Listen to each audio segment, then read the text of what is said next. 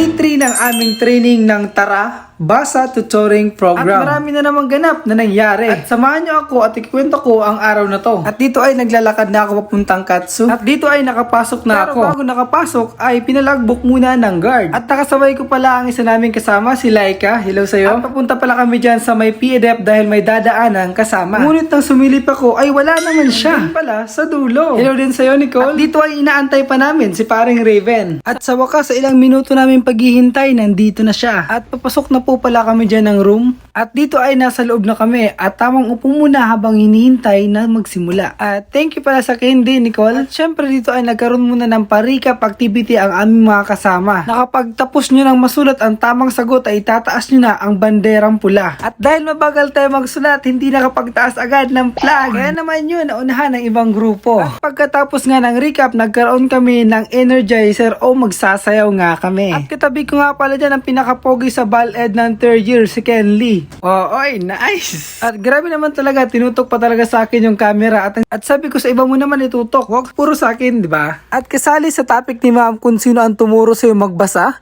paano ka natuto at kung ano yung mga words. At dahil mahihain ako mag-share sa personal, dito ko na lang sa vlog ko i-share. Dahil ganoon naman talaga, wala akong hiya dito.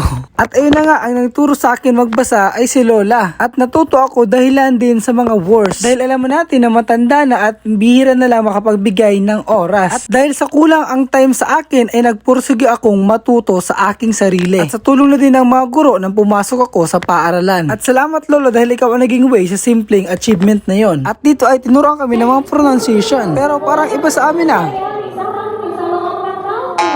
To make it simple po, tinuruan kami paano magbasa ng tama at mag-pronounce like ba. Para naman kapag nasa field na kami ay maituro namin ng maayos sa mga bata. At dito ay walang bago kagaya kahapon at samahan nyo kami at maglalunch kami. So, tara!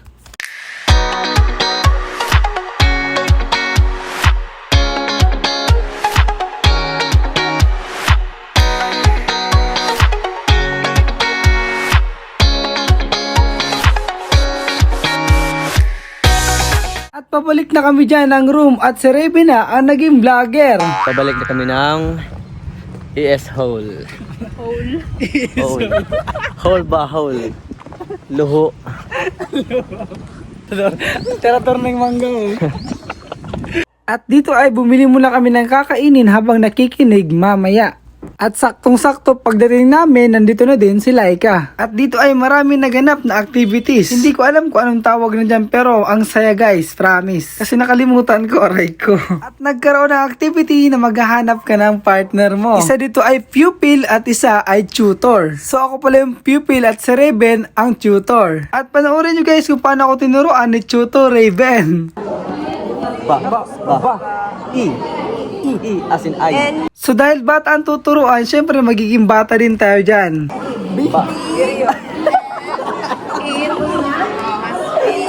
Pag kaming dalawa ang nagsama, matik na, tawanan talaga. Dahil imbis na big ang word, bag daw, sabi ni parang Raven. At dito sa kabila namin, si Laika at si Agila.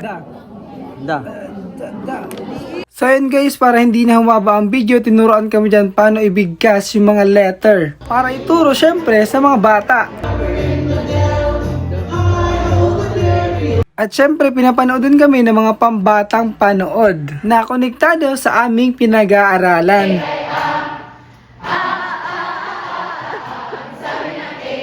At pagkagaling ko sa training kami ni Ate Sunshine dito sa Recent Christ para mag-practice ng ibibideo namin bukas.